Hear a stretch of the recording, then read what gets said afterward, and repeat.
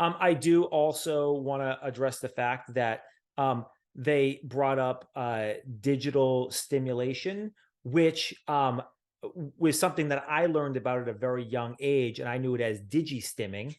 And yeah, every time that you've ever had a rough bowel situation, I have always, in my capacity as your loving partner, offered to digi-stim you. And can you believe it? She is turned down just like Sam every time. And you thought I was completely full. This proves No pun intended. digi-stimming is a real thing. I did not make that up. Okay, that's a real thing. And Bachelor in Paradise has proven it 15 years later. So next time we have some problems when you're on vacation, you let me know. I'm someone's therapist, that's watching this. Well, I mean, everybody occasionally, except for me, has poop problems, right? Not me. I've literally never had a pooping problem. I poop on demand. I go 3 times a day if I want. Reality therapist perception. Bachelorette. Hello and welcome back to Reactivity TV. I'm Amy Albero and I'm a licensed therapist. I am Chris. I'm not a therapist, but I have some opinions about this show. Well, I'm sure we will get into them all. But before we do, please remember to hit that like button at the bottom of this video and also subscribe to our channel. It is such a small thing, but actually means so much to us and makes a really, really big difference. So thank you in advance for doing it. We really appreciate it. Also hit that bell icon so that you'll be alerted anytime we post new content to the channel. This is the B-side of our Reactivity TV podcast, where we are giving our reactions and my therapist's take to the Bachelor in Paradise Season 9, Episode 3. And to see the A side of our podcast, make sure to check out the Golden Bachelor Episode 3 that was recorded earlier. Yeah, I think that this episode was fairly tight and concise. I think it overwhelmingly was focused on the kind of Kat and Brayden relationship. And I think we saw some real expected and predictable drama. But the way it played out, I think was a little bit surprising to me. I'm curious, you watched this episode without me present. I did, yes. What was your take on it, independent of me being there? So I think that evidence is building that my initial impression and opinion of Brayden was probably unfounded and unfair. And I actually think that I'm not alone in that regard when you look at how a lot of the other contestants responded. And so I think, yeah, my opinion of Brayden as a whole has increased. I still hate the earrings. I want them gone. The scarf is a little much for me, but I do think that there's a lot of building evidence that I was probably wrong in my initial judgments of him. On the flip side, I think that there's also a lot of evidence building that my initial opinion of Kat was actually maybe too nice, if anything, but certainly was not a big fan of Kat with a K. Didn't think that she would be the type of person that I would go after in a place like Paradise. And I think that that's bearing out now with what we're seeing. Mm-hmm. What about you? My thoughts on the episode or on the Kat and Brayden of it all? Whichever. Yeah, I mean, this was an episode that I actually really liked. My feelings on Mercedes have continued to soar and skyrocket. I have such respect for her as a kind of player of the game, both the game of roses and just like the game of love. So that's been kind of cool to see. And yeah, and my feelings of maybe who I feel more endeared to have kind of surprised me this week. So I'm definitely looking forward to getting into it this week. Just want to take a quick moment to let you know that at Revive, we are hiring. In our Miami and Pittsburgh offices, we have full and part-time clinician positions open, both 1099 and W-2 positions. And in our Connecticut offices, we are hiring for full-time W-2 clinician positions. And if you want to work in an organization that values support, empowerment, personal and professional growth, and being part of a community, then definitely check out the link in our show notes and apply. We'd love to meet you. So this episode starts off the day after the rose ceremony, And we watch the men discuss this transition or transfer of power now that the women have the roses. We see Tanner coming down the steps of paradise where he chats with Jess and Kat, but ultimately chooses Kat to go on a one-on-one date with. She jumps at the chance to go despite Brayden's reaction to it and seemingly oblivious to that. We also watch Brayden tell us, the audience, and others about his feelings about Kat and her being on this date. And we watch him get surrounded by some newfound supporters as he navigates through this. We re-meet Tyler Norris, who chats up nearly every woman on the beach and ultimately selects Mercedes for his one-on-one date. And then we see Kat and Brayden discuss their relationship, past, present, and future. Discuss, a very generous term for what that was. Lots to talk about there. Yeah. So shall we start off with Tanner and Kat? Now, we know from the last episode that Tanner was somebody that was very, very high on Kat's list. She was dying for him to come. We knew he was coming from the final scene of last episode.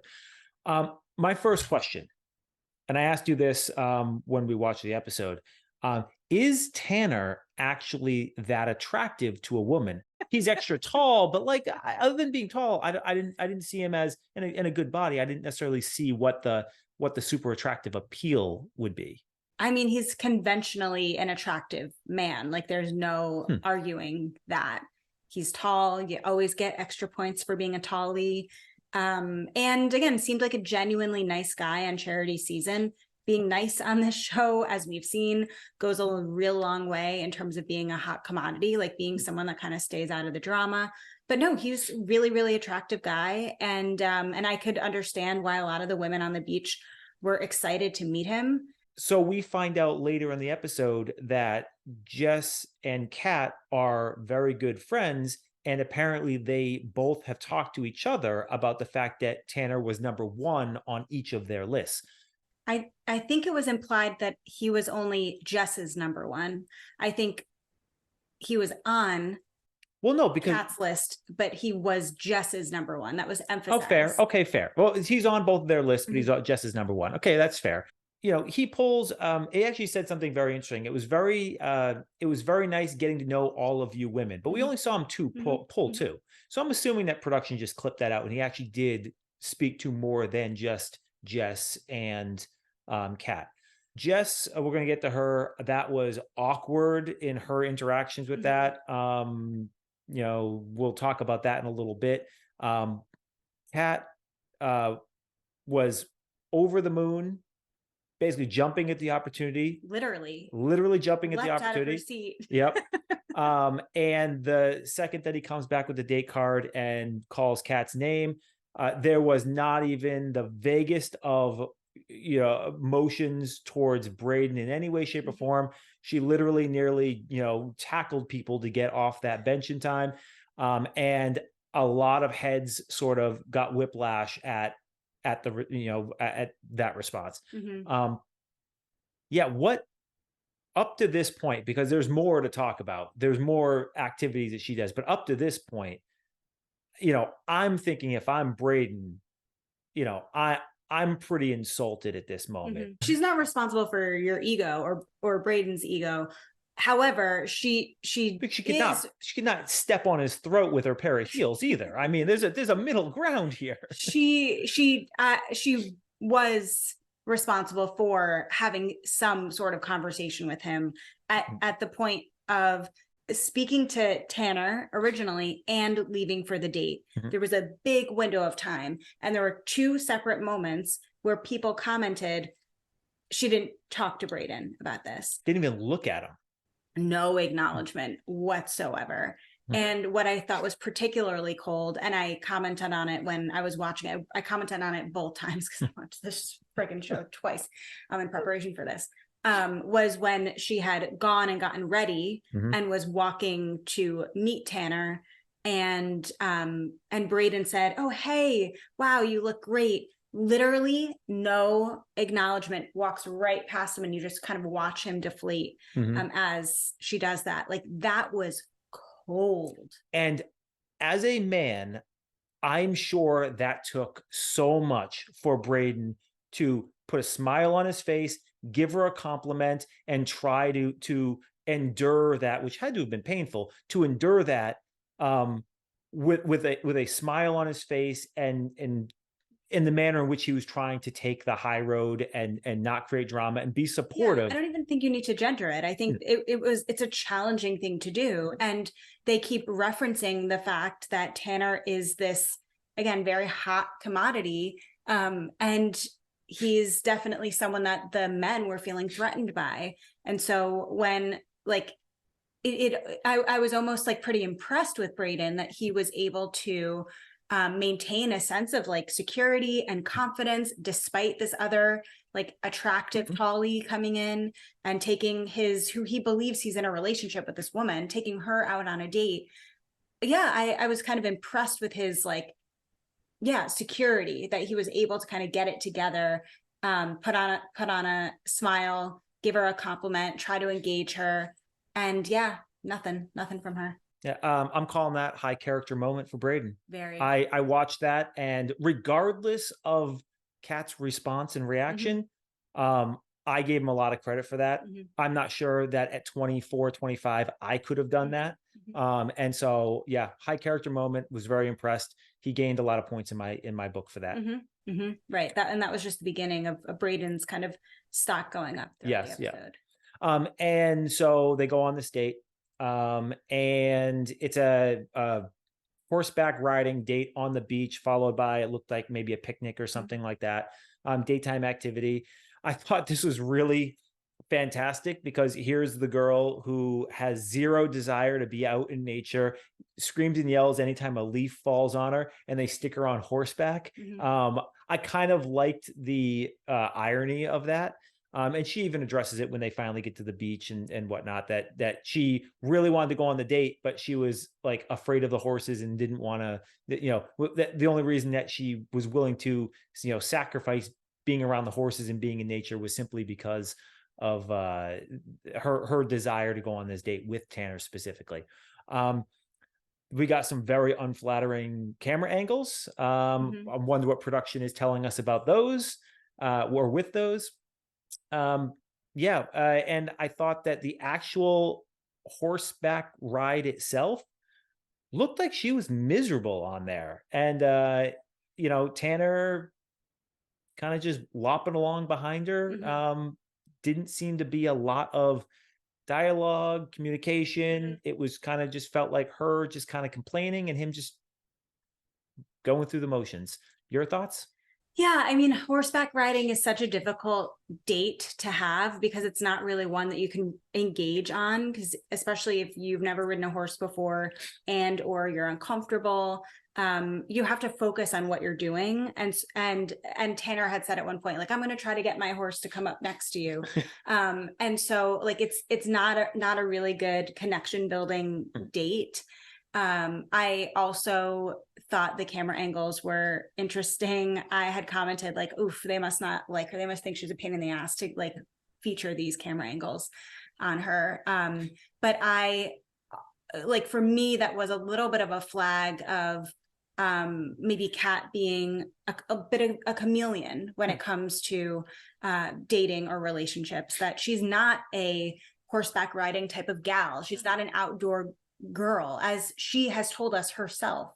And here she is trying to like feign interest or like that she's a cool girl getting on the back of this horse for this man that she is attracted to and has a crush on. And so I don't know if that's a pattern of hers to try to like morph and change and bend herself into who she thinks a man of who she's trying to win the affection of wants to be, but that definitely like flagged for me as something to watch. Right. So they horseback ride their way to this beach picnic, and Tanner doesn't really seem to be that skilled in creating meaningful conversations that allow for depth. It seems the only thing he knows how to do is to comment on the color someone's wearing as a way to flirt, engage. He did it with both Jess and Kat. Yep. Yeah, I don't I don't know. I what think that he is. suffers from hot guy syndrome. Mhm. When you're really, really young and you don't really know much about dating, you're just sort of like figuring life out. Oftentimes, what happens, and this is both men and women, if you're just attractive, you don't have to actually be good at any part of the dating. Because when you're in your teens and 20s, that's enough. And people will just want to be around you, want to date you by virtue of the fact, that you're hot and attractive. Mhm. It no longer matters how good you are at the Mhm. actual act of Mhm. dating. And I feel like, this is a great example of that, where he clearly doesn't know how to date. He doesn't know how to woo a girl. He doesn't know how to be charismatic. He doesn't know how to be romantic. He's just a hot guy on a horse. That's all he is. That's And all he's got. that's all he's got. And look, he seems like a nice guy. Genuine or not, I don't know. I mean, there's not a lot of depth there to figure out if there's any genuineness. But yeah, he's suffering from hot individual syndrome Right. in your teens and 20s. Right. And we've referenced this on previous episodes, like with Kylie, we referenced Perfect this, example. Yep. talking about Brooklyn and Greer and Cat with a C. Yeah, we talked about this. Yeah, hot person syndrome that like doesn't necessarily need to rely on any skills because their looks tend to be something that like draws the attention. Yeah, I mean, look, the statistical data is, very, very clear in this. If you are hot, doors just open for you. It doesn't matter. And if you happen to be a particularly hot, attractive woman, every door opens for you, right? For men, lots of doors open for you. And so that's what I think we're seeing with going back to Kylie, but also specifically here with Tanner. I do want to comment very quickly. I said in the last episode, Tanner looks like a tall boy. I have ridden a horse before. Is he a giant, or are these just micro horses? Are they ponies? Because I've ridden, I have pictures of me next to a horse. Like the disparity is either he is 8 feet tall or these were ponies and not horses. I'm not sure what, but I that was noticeable to me. He did look quite large on the horse. Like it was kind of like the horse looked back at him. He's like, "Wait, you're getting on me? Like maybe I should be getting on you." Right? Yeah. I mean, I don't know how tall he is off the top of my head, but yeah, he's well over 6 foot. Yeah. Oh yeah. It wouldn't shock me if he's a 6'4" type guy. He's up there. Yeah. I also just want to note, and we don't need to discuss it, but watching their kiss, I literally put my hand in front of the TV. I couldn't watch it. It's another one where there's been real bad kissing in this season. Right. In his case, he was doing the extra puckering thing. And like, it felt to me like he was trying to find the opening to slip the tongue in, and he wasn't quite finding it. And then the second he like just tried to like jam it in there, that's when they like cut away. Was not a good kiss. I do, and we can move on after this. The last thing I want to say about Kat was Kat's face to camera discussing the actual date. Did that sound like the date you watched? Because I don't know what she was talking about. What date was she on? Because that's not what we saw as the audience. Yeah, right. Well, there were a couple of things Kat said that I guess are relevant. Yeah, she talked about how this was such a great date and that she was feeling so like connected, right?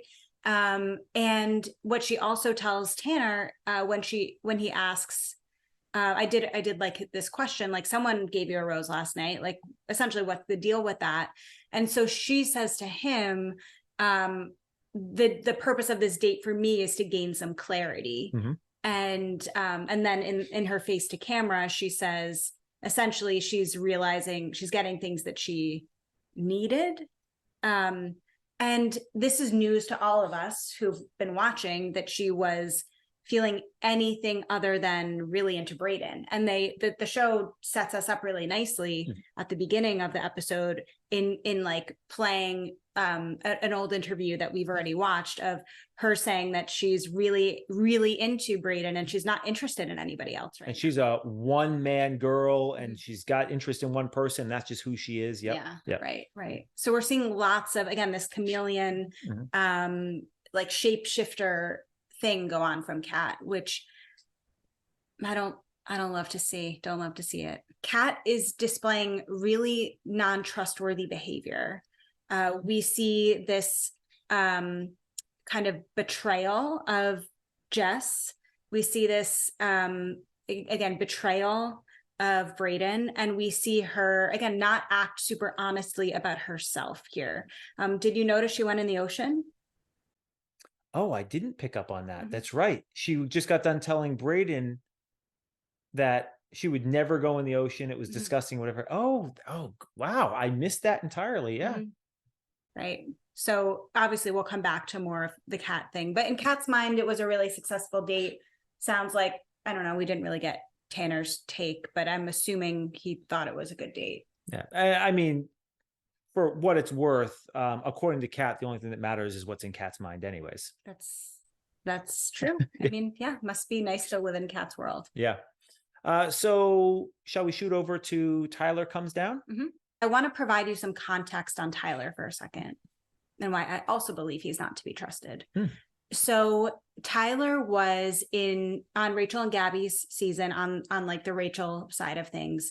And he was in Rachel's top 4. They went to hometowns. He's a New Jersey boy. And that's reason enough not to trust him. And I'm just kidding, Jersey. Yes, please like and subscribe too. So on that season, Tyler was such a sweetheart. And one of the things that was definitely coming through was that it seemed like his feelings for Rachel were amplified, where it didn't feel like they were particularly genuine. And he was just kind of like saying all the things, falling for you. I don't remember if he playing the role, but like almost playing it up, where it just, I mean, that was the reason that Rachel ended it. Like, we are clearly not in the same place here. And so he kind of, one of the more tragic things that we've seen on The Bachelorette is like at hometowns, like usually the family is waiting at the house, like they do a date somewhere and then they like go back to the actual home. And so Tyler walks in and his whole family's there. And but I'm trying to think. Oh yeah. His whole family's there and they're like, where's Rachel? And he had to say like, oh, she broke up with me. And they showed that. And it was like such a like ouch thing. So he was like sad boy kind of vibe, like puppy, like very Brayden, like in that sense of like so sweet, just sweet little puppy, sad little puppy, cute, very cute guy. Okay. So he's a fan favorite. The women love him. I was not a fan. Again, I thought it was like way over the top and disingenuous. He goes on Paradise last year. And as he's alluded to, he got in a relationship with someone very quickly. They ended up leaving together and then the relationship ended up ending. And so now it feels like we're seeing him try on a different personality, perhaps, or all of this attention has like gone to his head and his ego is just like as big as his fucking quads. So I don't really know. I don't know which one, in that he's like trying to play this like meathead kind of guy, or if he really is like that amped up with confidence and ego as a result of getting all of this like affection from Bachelor Nation from the last couple of years. Interesting. Okay. So he starts with Rachel, which I loved. I love when they like, again, Avon didn't do this. He didn't pull Rachel. I love that he pulled Rachel, if for nothing else, to let the audience want to wonder or wish that they might have a second shot at love, right?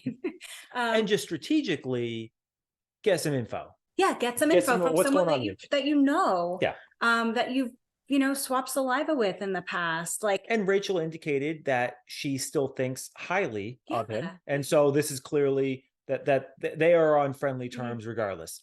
This interaction also made me grow in my like affection for Rachel, because she alluded, she and him had such a fun banter where she was like, I'm chill now, because all of us who watched her season knew that she was not very chill, so that she could poke fun at herself, and he could poke fun at her too. I again appreciated that, and it shows kind of a level of growth and self-awareness from Rachel's end. I thought the exact same thing, because I saw bits and pieces of that episode when you were watching it, or that season rather, and I totally agree. Like, I'm like, this was not the chill girl, and we haven't seen that much of her in this season to really see how much she's unwound. But I did totally have flashbacks of various vacations and events that we've gone on. We're like, yeah, I'm chill, and meanwhile, like, we're sitting at the pool and I'm, playing volleyball, and I can hear people on vacation saying like, hey, that girl over there, like the one that looks like mean, like, I'm going to go say hi to her. And like, no, don't do that. She'll probably like yell at you. Like, yeah, that's my wife. I'm very chill. Very chill. I'm very go with the flow. You know this. Yeah, as long as you know exactly when you're going, where you're going, and when you'll be back, and what food is I available was while gonna you're say, there. and what the food situation what the will food's- yeah. be. Yes. Yeah, Incredibly chill. Super chill, super go with the flow. The most of all. You know what? You are the most chill and most go with the flow of all of my wives. I'm glad to win that prize. Yeah. Hey, listen, So after Tyler pulls Rachel, he pulls Jess. Jess, makes the same commentary again about this blue one piece and her being bloated. She actually repeats it twice to him because he doesn't hear her the first time, which I definitely want to get into a bit more later regarding Jess. And then we watch him pull Mercedes. And the thing that struck me about Mercedes is this is a girl who doesn't suffer from hot person syndrome. She knows how to flirt. And it was so fun to see. It was fun to watch. She was like, put a like hand on a shoulder or a leg in a light way. She leaned in, like she was clearly engaged. And she flirted. It was fun. That's paradise. And his date card said, essentially select someone who lights you up. No shocker there that he picked Mercedes. She was the light on the beach in that moment. So I'm in on Mercedes. I would take Mercedes on a date with me. I mean, Mercedes clearly understands, the game, understands flirting in a way that many of the others don't. And I think she's overwhelmingly doing a better job of the game of roses than pretty much anybody else on the beach to this point. Well, and I also want to clarify that I'm not saying she doesn't suffer from hot person syndrome because she herself is not hot or attractive. She's incredibly attractive, but she's not relying on that as the sole way to appeal to men that she's interested in or sees an opportunity with. I agree that she's playing the game of roses well, but I think she's just a good dater. Like I don't, maybe her being on a farm is slim pickings out there. I don't know, but like she is at least a good dater. Like I could see her being great on a first date or a second date, early dating. And so, yes, I think Game of Roses is great, but like just dating in general, she's doing a great job. And I think what we're seeing for Mercedes is while she might be playing this game well, high character moments from Mercedes. She's talking to Will. She's thinking about Will, and that he's still in her consciousness, right? Saying, talking about this like date and opportunity with Tyler, but also referencing her connection with Will. So like, again, high character moments from Mercedes, and she's again showing us both that she can date multiple people and do it very tactfully and respectfully.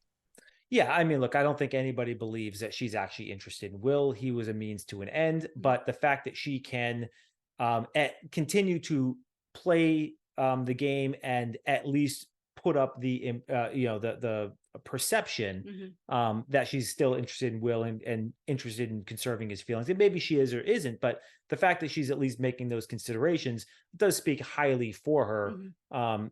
Really, it's Will's fault that he put himself in that situation, quite frankly. And so, I don't necessarily have sympathy for Will, at the same time, I do think Mercedes is, you know, did Mercedes use Will? Yes. Is it Will's fault? Yes. But at the same time, I do think that Mercedes gets points for doing it in the most tactful manner that she could have, you know, up to this point, at least. So Tyler and Mercedes go on the date. It's a dinner date. They see a shooting star. She apparently is very, very into signs and things of that nature. To each their own. I'm not sure why a shooting star indicates that they're going to fall in love, but hey, if that's what she believes, go for it. That's not the sign that I'm really more interested in talking about. Apparently, them seeing a raccoon is also a sign. I'm not sure how seeing a raccoon on a first date is a sign that you're going to fall in love and get married. That one, I'd love to get your commentary on. However, audience, I want to be clear. That was not a raccoon. I forget the exact name of them, but we go to Mexico all the time. We actually see them. They are kind of in the raccoon family, but they're actually like three three branches away from the actual raccoon, but they do kind of look like raccoons. But we've actually seen them there. They're actually closer to the codals than they are to raccoons, technically in the lineage of animals. So sorry, Mercedes and Tyler, wasn't a raccoon, but it does actually still eat trash out of the garbage. So As we've seen when we've been to Mexico. yeah, they actually have smaller teeth, those things, than raccoons. Raccoons have bigger teeth and bigger claws. Who knew you had all this knowledge about? We go to Mexico a lot. You know, you gotta know the lay of the land out there. You know, The ecosystem. the ecosystem, exactly. Yeah, got to know which ones you can feed the bananas to. Yeah, platanos. If yeah.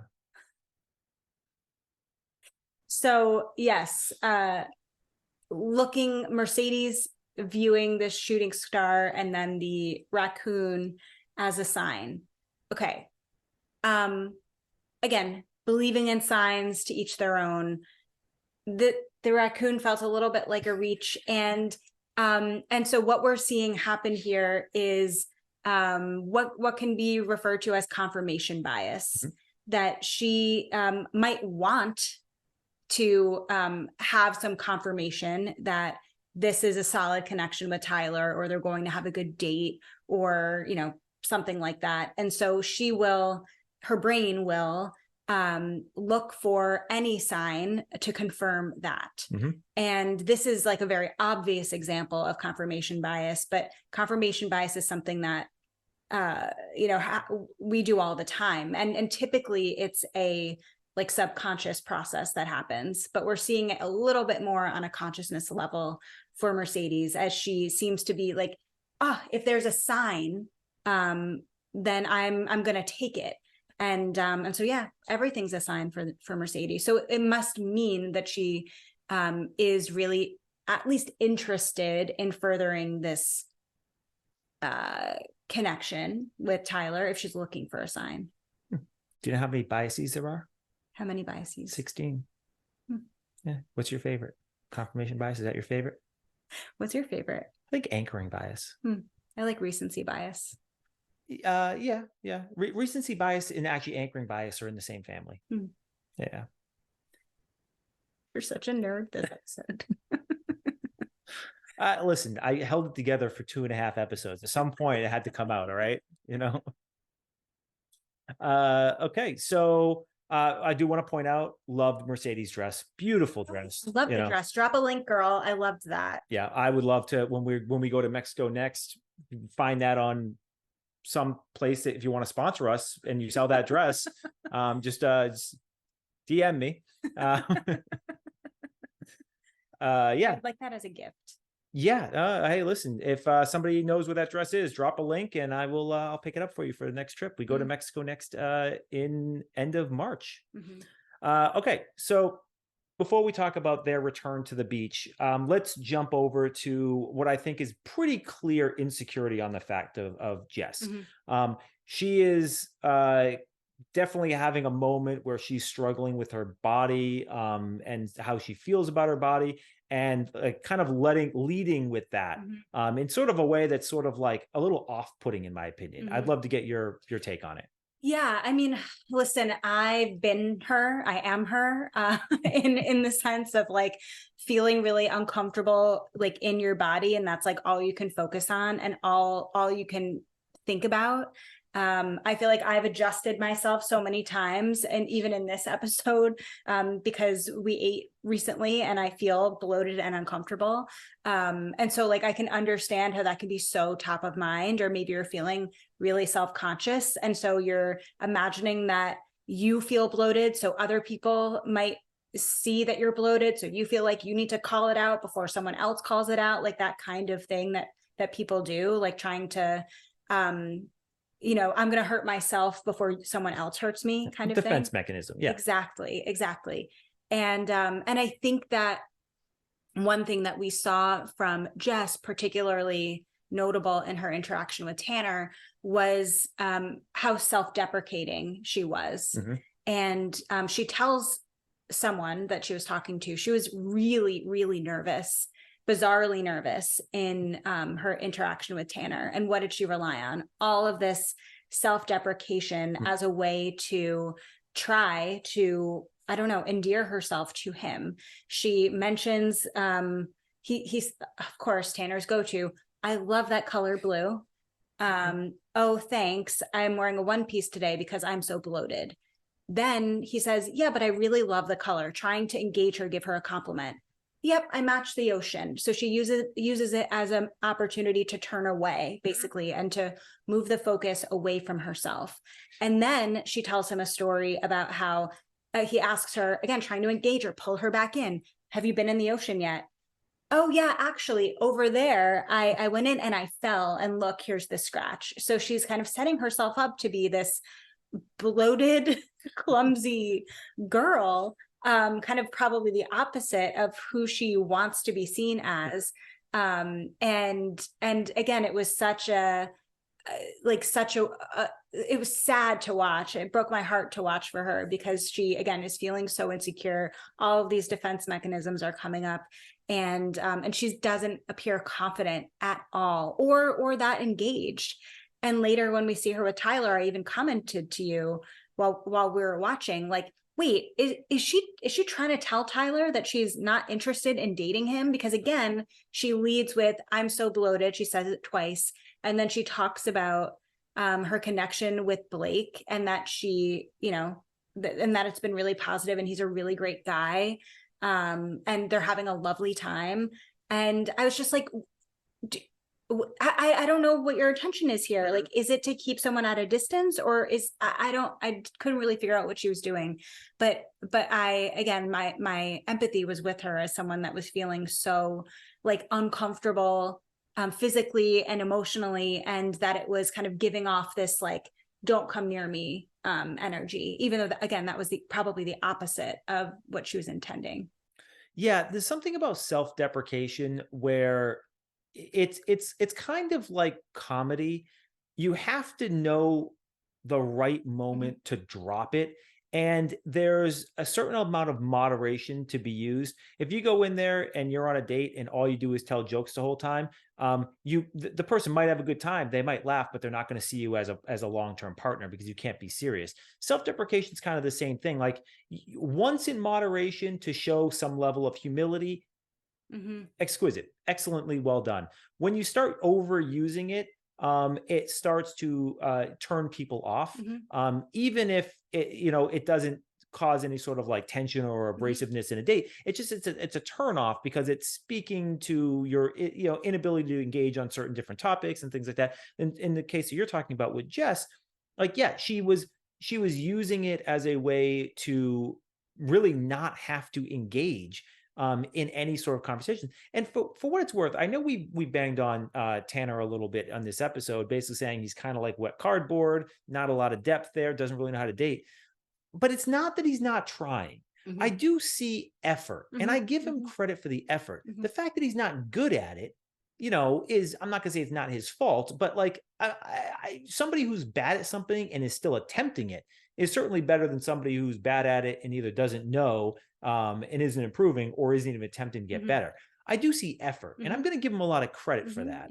But just, similar to what we're talking about on side A in Golden Bachelor, with the date between Gary and Ellen, Gary was at one level and Ellen just was not there, and they weren't having the same conversation.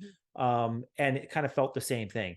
Tanner's, pinging her for something. Give me something to grab onto. And she's, as you were saying, just turning away from everything. And she at some point just becomes a mirror, just deflecting everything off. Right. So back at the beach, we've got some stuff going on. We'll touch on some kind of one-off situations first. Sean seems to believe that he is a great reader of body language. Agree or disagree? This guy. He's so entertaining in sort of like a sad sort of way. Yeah. I don't, he's made himself a good narrator of the show in some ways, in a way that like Olivia Olivia for the women is clearly like the narrator, and she's funny in her own sort of way. And Sean, and same thing for the guy, in his own sort of way. Very different takes, but it's very clear that they're the ones narrating on either side. I'm entertained by him. I am.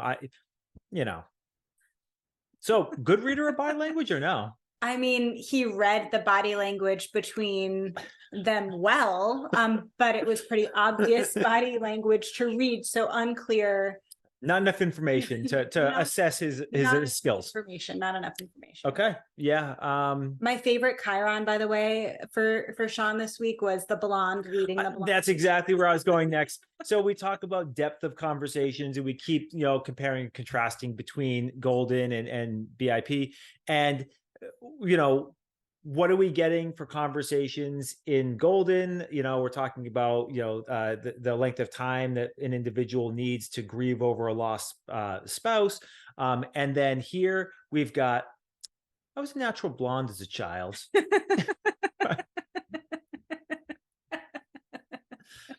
I really like that blue bathing suit. Yeah. I got a kick out of that. I laughed. It was just because it just demonstrates again the difference in where they are in their lives and where they are in their maturity levels and just their dating abilities. So I got a kick out of that. So back to stuff that actually matters. Brayden, we're kind of seeing him spiral a little bit. As the day goes on, we see him kind of hamming around a little bit with the guys, and he's like kind of playing it up or whatever. And then as the day progresses, he seems to get worse and worse and worse. And we start to really see what I'd call like a Will moment, where, when Kylie was on the date with Avon, I mean, Will was inconsolable. Brayden didn't get that bad, but he was spiraling down pretty bad. So what was your take on the situation? Yeah, I mean, he had said something to Aaron S. Like, I think what I need to do right now is just keep my feet firmly planted in the sand and just kind of wait it out. Which is also the advice we gave to Gary about the bed. Keep them feet on the ground. So that's where he starts. Like, we can see him visibly stressed. Some of that stress might have been due to bringing and wearing a wool scarf in the middle of the summer in Mexico. That definitely heats things up. Is he the only person ever who brings winter clothes to Mexico? And he's trying to find reasons to put clothes on in Mexico. Like, everybody else is doing the opposite. Like, what can I take off and still be appropriately dressed here? He's the only one going in the opposite direction. Yeah. So that's kind of where he starts. And I'm just going to stay here. He was feeling so solid in his relationship with Kat. And then, yeah, as the day progresses, getting more and more insecure. I can't imagine, again, the interaction, the interaction or lack of interaction where Kat kind of just bypassed him after he said hey, and you look nice, helped with that idea of staying firmly rooted in the ground. But what I did notice was we see him with Aaron S. We then see him with Aaron B, and we see him with Sean. And those two people are notable because, as we've also mentioned for this season, Aaron B and Sean were not fans of Brayden. They were shit talking him before he showed up. Yep. And shit talking the entire first episode. Yeah. So we see them begin to show up and be supportive of Brayden. And one thing, again, to compare and contrast Golden and BIP, last week on Golden Bachelor Reactivity TV, I had talked about what it means to just sit with someone who is sharing something or going through something uncomfortable or difficult. And you asked me what that looked like. The boys, young men, did a really good job demonstrating this, and Gary can learn something from them. Actually, I think it was Sean that was the person that said, like, you know, dude, we can just be here with you right now if that's what you want. And that's what they did. They literally laid with him and or sat with him while he was just in his feelings. And that was such a nice way to show support, a surprising way to show support. I was not expecting it. I was not expecting to see it from this group of guys in particular. And I loved that. And I thought it was beautiful and perfect. So in addition to that, we also hear other people on the beach talking about how Brayden's such a sweet guy. They feel really bad for him. So he, again, has endeared all of these people to him. And even Sean, talking to Wells, comments on, had you said to me a month ago that I was going to like really like Brayden and become friends with him, I would have told you you're out of your mind. Yeah. So Brayden is, there's depth there. There's more than meets the eye. Maybe he's a little bit misunderstood at first, but he seems to be very, very well liked. And the beach is really rallying around him and supporting him. Even Kat's friends, which we see later. We didn't see Pilot Pete come over. Nope. There was no like fakeness to it. You're either there in it or you're not in it at all. And so like I also appreciated not having this like fake fanfare of people gather around because it did feel really genuine. So before we get to the couples coming back to the beach, do we want to talk about Sam? Yes. And one thing that I just want to normalize is, you know, Sam basically tells us and the beach doctor that she hasn't. Named Kelly, by the way. I didn't notice that. Yeah, named Kelly. That she hasn't pooped in 9 days, which is a really long time. And the thing that I also just want to normalize is that changes to routines and stress in general can really impact your motility. And we see, again, lots of transitions. So she comes to Mexico. I don't know how long she was there before, you know, actually coming on the beach. Lots of changes to routines, unfamiliar environments. Travel typically does impact motility for these reasons because it is stress on your body. And then being in a stressful situation can also impact, again, motility, and whether that's it can create like a more increased urge to like need to use the bathroom or not. It can completely like create constipation. So that does happen and happens really frequently, that your like pooping schedule will get off track during travel just because it is so stressful on your body. So I'm shocked more people don't have this, or don't on this show don't have this issue. I don't know if it's that they have it and they're not talking about it, but she seemed to have no shame in talking about it and, you know, getting it addressed. Look, I don't have a big, strong opinion about any of this stuff. I mean, for me personally, it felt like this was really a production thing. I don't think that her intestines are about to explode or anything like that, or else they would have whipped her off this beach really, really quickly. I think the whole poo baby thing was just really more entertainment kind of concoction and all kind of silly in a lot of ways. Fine, you did your joke and whatever.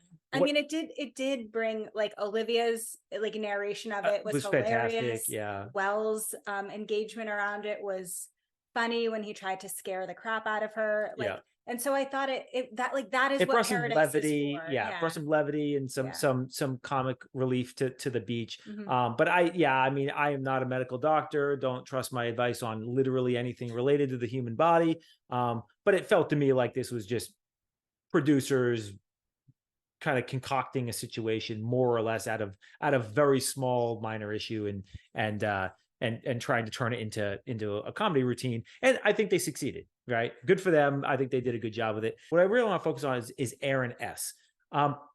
Because I thought that was the most interesting thing going on here is she goes and talks to Aaron S.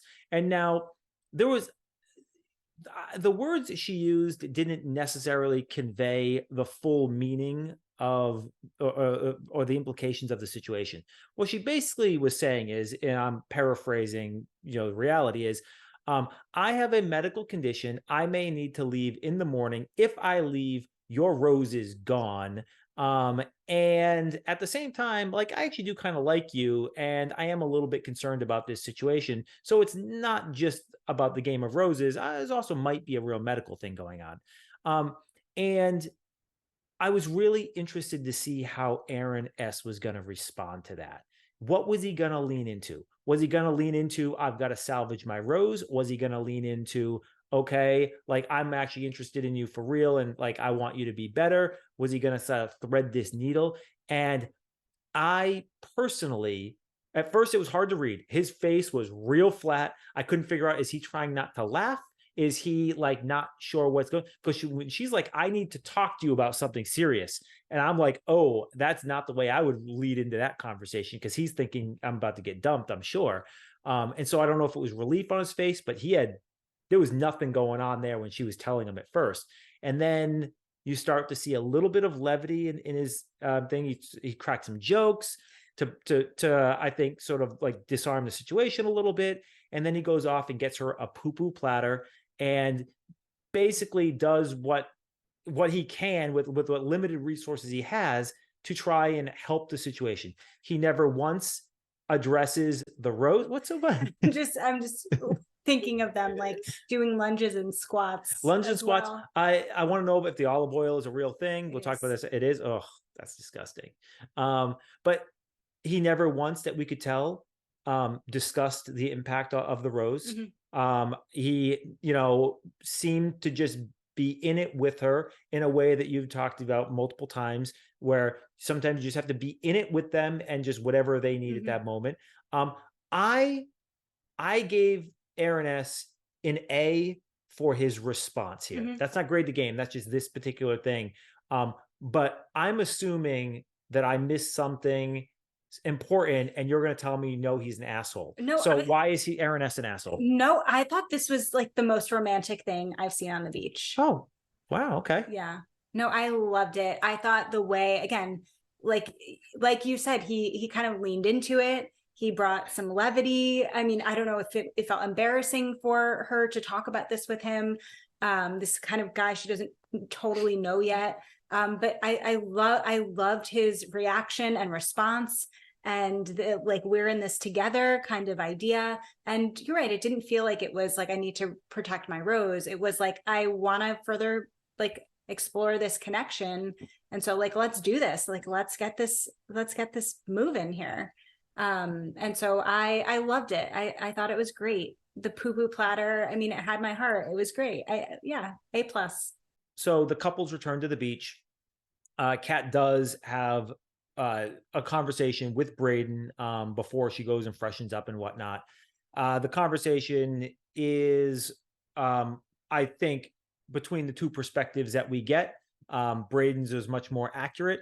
She was relatively flat, relatively emotionless, basically saying it's over.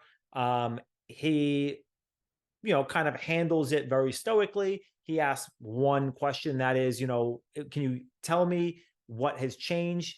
She basically gives a non-answer, because reality is nothing's changed, right? It's just, the better meal ticket rolled around, and now she's just jumping ship, and that's probably the truth of it.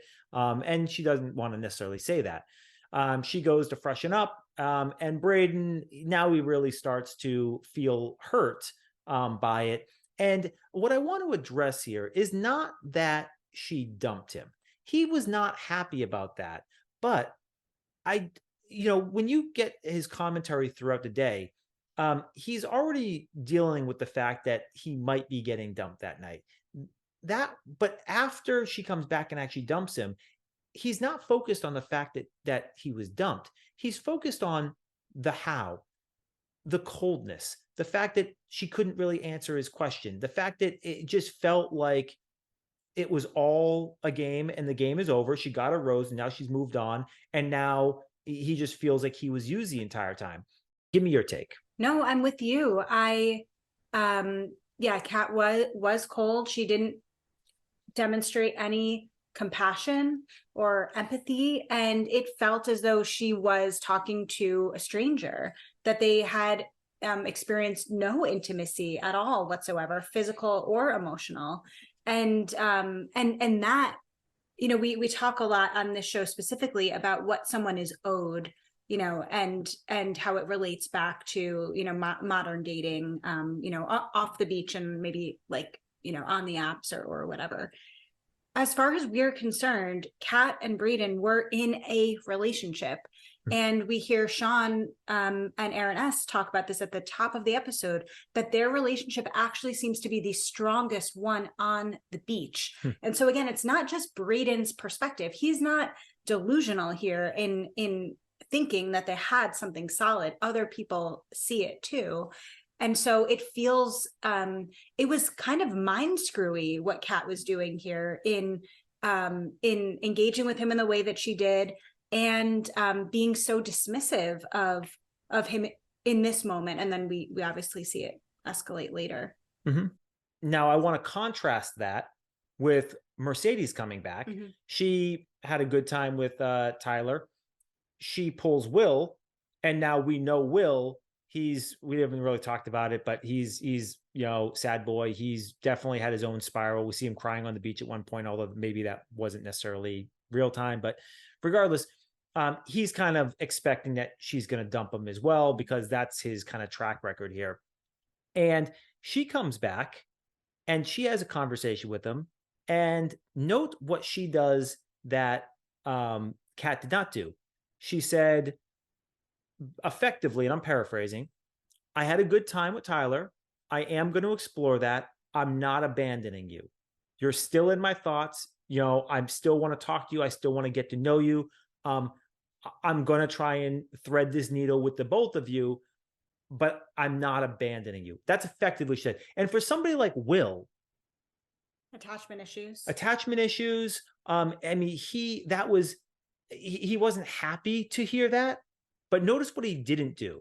He didn't spiral out like he did with Kylie. He didn't fall into and become basically a puddle. He didn't have, there was no big blowout. Like, Will couldn't come back and have a blowout with her about it, because at the end of the day, like, she played it perfectly. And even though I don't think that she actually likes Will at all, she demonstrated that whether she cares or not, she acted like she cares. And sometimes she cares about him as a person. Sure. She respects him as a person. I think Mercedes is a nice person. Yeah. I don't think she's a mean person. I do think that she's considerate of other people. Mm-hmm. And so, yeah, I think that she played it perfectly well. And I think the contrast between these two was really wonderfully done by production. So now we get into, Kat goes and freshens up and comes back down to the beach, and she rolls right into Kylie and Jess. Mm-hmm. Now, well, she's standing at the bar with Kylie and Jess, and Brayden and his friends are like a couple stools over, and she's just talking as though she didn't just break up with Brayden, who's again a couple seats down. Yeah. And the obliviousness here was shocking. And it also was shocking to Jess and to Kylie, who were like, we need to talk to you about something. The three of them go off and have a conversation.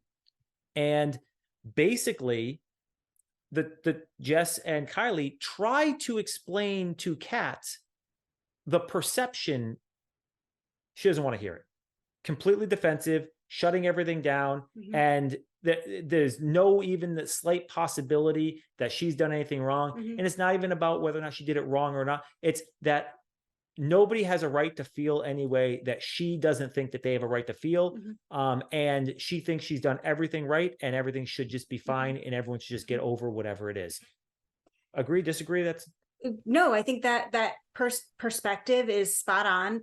Jess also gives us that perspective too, and says that this is who Kat is. This is what Kat does. That she is very defensive, and this is almost a repeat of an exchange that happened on her season with Zach, where she was out of line in what she did, and someone, Brooklyn, I think, called her on it. And she was, again, completely defensive, could not employ any empathy at all. And again, empathy doesn't mean I agree with you, I'm going to abandon my thoughts and feelings about it, but it's like, I can see your perspective too. And she could not employ any empathy in that situation that we saw on that season, nor could she do it here on the beach. Yeah. So she obviously marches over and grabs Brayden to have a conversation and, more or less lays into him. Right. She made it about herself. Absolutely. Yep. And she was and she was clearly the aggressor. Brayden played it very cool, very stoic. And she basically just talked as much as she wanted. And he sat there and he would, offer a small comment here or there, and that would just set her off even more. And then she was saying, trying to blame him for being the argumentative one. This was just a really, really bad look for her. Brayden, I thought, came out really looking great out of this exchange, although I'm sure he didn't want to necessarily come out looking great. I'm sure he wanted to come out of this thing with a potential wife or a partner. But if you can't have that, at least get the more favorable edit. And Kat really did herself a disservice in how she handled this entire thing. I think ultimately she's demonstrated lack of maturity, lack of self-awareness in the face to cameras in particular. I know that I'm charismatic. I know that I'm a catch. I know that I'm, all these other things. It's like, you're not any of those things. Actually, you're actually very immature and not particularly likable. Well, she's just very egocentric. Yes. This is Kat's movie. Everyone else is just a side character that's there to contribute to her main plot. And that's how she treats people, as though they are kind of disposable, or they are kind of in her way of getting to whatever she wants, what she thinks, what she feels is all that matters. And what you said before, that she was getting argumentative, that no one else could, that people were essentially having a different opinion or reaction to what was going on. And that I found really frustrating and hard to watch. Again, that she couldn't tolerate, like, this is my experience of something, and that doesn't mean that, like, your experience of it invalidates mine. Like, she just couldn't tolerate that. And so this is someone who I have to believe must have some deep-rooted shame somewhere. Again, the way that she shapeshifts, the way that she's not able to take responsibility, that is such an indicator of shame. And so, like, I'm really curious about Kat. I'm really curious to see what she does here. These low character moments are, as a therapist, I want to be as empathic as I possibly can and try to understand what is the function of these behaviors. What is, like, we react and behave in ways to get our needs met. And so what is going on for Kat right now, that she, like, what is the need that she's trying to get met by the way that she's reacting and engaging in this way? And oftentimes, like, not being able to take responsibility or employ empathy means that your perception or your feelings about yourself are so fragile that you can't possibly take on an alternative, potentially Viewpoint. like an alternate viewpoint of someone else, that you are that fragile, your view of yourself is that fragile. And so that's what I'm really curious about. And again, it's to a different level of like Jess and the self-deprecation. This to me reads shame response. And so that I'm curious about. I also want to add in here, similar to kind of what we talked about with Peter last week, in that he's being an asshole on purpose because he has skills in order to manage uncomfortable situations. Kat's a nurse. She has skills, hopefully, around empathy and compassion and caring for others, and I'm not being reactive. And so I don't know what's happening here, that she's not able to utilize the skills that, again, right now, yeah, of course, on the beach, she's not a nurse, but I know even outside of the therapy room, I still have the skills that I come to work with. They're integrated in my life. While I stop being a therapist, like the skills don't go away. And so like, where are these skills to be compassionate? And these are basic skills: be compassionate, be empathic, be caring, try to be understanding, like that. You're trained in how to do that. So again, it says her shame level is high or her stress level is high, that she can't access these things. And so again, I'm really curious about what's going on for Kat. Shall we move on to grade the game? Sure. Okay. Who do you want to grade this week? We've been alluding to Mercedes a lot. My girl, my new fave. You gave her an A last week. Yeah, I'm giving her an A again. I'm so impressed with this woman. I really, really am. And at the first episode, I was like kind of a little like bummed because she said to us, like, I was kind of in the background and I, want to like show more of my personality. We get it. We see it. Your personality is great. I'm so glad that we get to see it. And the way that she's able to play the game, and with such tact, I mean, A plus for this one. Yeah, I mean, she's an A for me, for all the reasons that we've already talked about. Fantastic playing of the game, and sticking around. Let's go on to, let's do Tanner, I guess. We'll do the new guys. So Tanner, I think that due to how attractive he is and what a hot commodity he is, Tanner has longevity on the beach. However, I'm giving him a D because he doesn't really display many skills as it relates to being like a good player of like game in general, dating or otherwise. A very like, yes, made some efforts to engage women, but he's a hottie, a hot tolly, and that's the extent of his kind of game playing right now. Yeah, I'm really on the fence with Tanner because on the one hand, he plucked one of the girls who was most gettable, but I also feel like he plucked the girl that is most likely to cause drama. And so I kind of have been incomplete for him, because if he walked in there and said, none of these girls are for me, I'm really here for somebody else, or the girl I want is kind of strongly paired up and I need more time, then let me grab Kat, knowing that she's going to do something in short order that I can justifiably dump her for and move on to somebody else.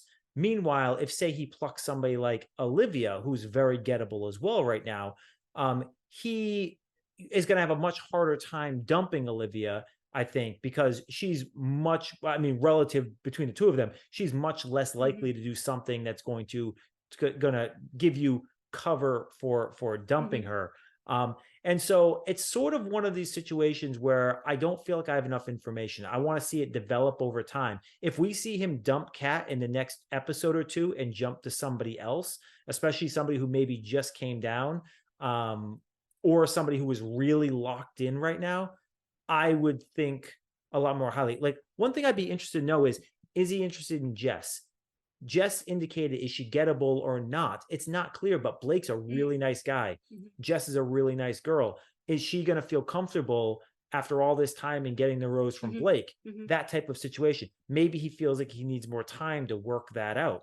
And yeah. Okay, this is making me modify my answer. Okay. So am I playing 4D chess here? Is that what's happening? yes, I think you're taking this a little too maniacally in the way that you're conceiving of it. Okay. Here's where I want to give. I want to raise Tanner's grade to a C+. Okay. D- to C+ or D+? Where were you? I think it was just a flat D. Flat D. Okay, flat D. So he said he was interested in both Jess and Kat. Jess was standoffish, so putting all of his chips in on Jess was a big risk because it really was unclear if she was going to be like really full in on him or like leave Blake or whatever, maybe return to Blake. We don't know. He was able to read the fact that Kat was so thirsty for him, an easy get and an easy rose to get. And the way that Kat talked about her relationship with Brayden in contrast to the way that Jess talked about her relationship with Blake, again, the better choice for him in terms of getting the rose was Kat. So even if he is more interested in Jess, Kat made more sense to give the rose to between the two of them. Yeah. All right. So let's move on to Tyler. Yeah. What were your thoughts on Tyler?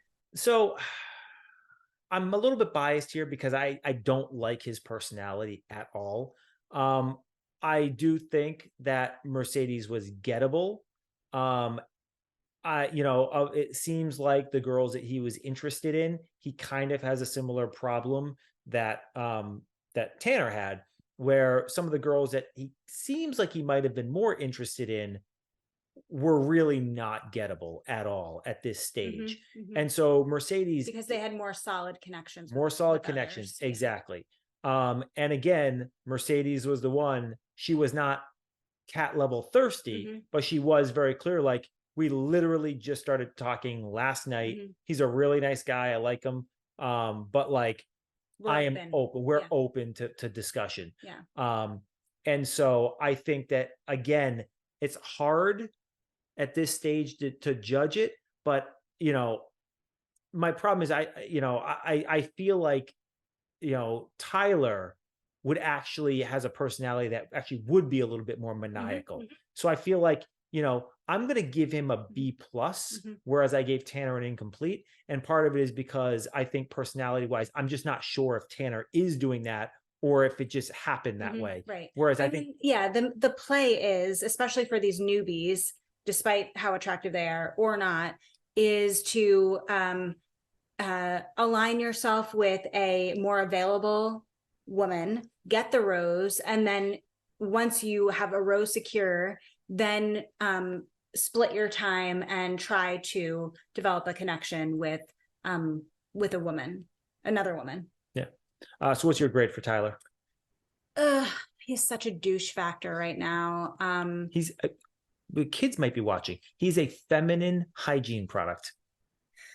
We've already said fuck or something at this point. So sorry, kids. So I guess I guess I can give him like a B-. Okay. Just knocking off points for the arrogance factor. I think this is like contrasted to what I was saying about Jess in terms of the self-deprecation. There is such a thing as being too cocky, too full of yourself, too into yourself. And so that I think could be a real big turnoff. Yeah. All right. Rose and Thorns. What's your rose? You want to give it to me first? I might take yours. No question whatsoever. My rose for this week, Brayden's freestyle rap at the end. My God, was that awesome. I mean, completely awesome. Had no idea. You want to talk about a talent show for those who saw side A with Golden. He needs to be doing that on the talent show. Fantastic. Loved every minute of it. It was great. And it was also just interesting because the 4 people that were part of that scene, were not necessarily 4 people that we see together. And so it was just really cool to see 4 people that we don't oftentimes see together in that kind of setting. Yeah, that was Love it. awesome. Yeah. That was really, really awesome. I could go back and watch it again. It was really good. My rose this week, I kind of alluded to it before, was the poo poo platter. Aaron S. I thought that, like I said, peak romance in a modern age. I loved that. And for me, like, he gets my rose this week. The poo poo platter gets my rose this week. I loved that. Aaron S. didn't get much screen time on his season, but the more I see of him, the more I really have enjoyed, and I'm loving what I'm seeing. Yeah, I like Aaron S. a lot. I think he's just a good guy, high character guy. Yeah, my thorn for this week, it was a tough pick. I didn't want to go too obvious, going with the kind of cat situation, whatnot. So I went maybe a little bit unconventional here. But my thorn was for the backs of those poor mini horses. Like Tanner is way too big to be sitting on the back of that horse, right? I mean, that poor horse, you see when he looked back, he's like, you're getting on me? Like, So yeah, production, you got a huge budget. Can you get some regular size horses for Tanner? They might be using all the budget on Golden Bachelor. They might be using, yeah, that's true. Yeah. I don't know. I feel like, the horse, Tanner's a big dude. Get him a regular size horse. Yeah. I had like a couple of mini thorns this week. Brayden with the scarf. Yeah, it was the wool scarf. That was a thorn, mostly because it made me uncomfortable.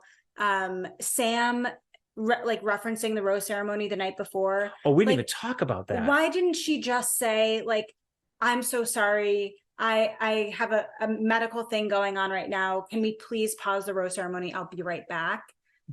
Just a little self-advocacy could have gone a long way. And we didn't even talk about the fact that she nearly shit herself at the rose ceremony the night before. Poor thing. Poor girl. Yeah. I really feel bad. But I hated watching her suffer through that moment, where, like, again, a little self-advocacy could have gone a long way. And my last thorn was Jess and the incessant commentary about her, like, bloating and the bathing suit.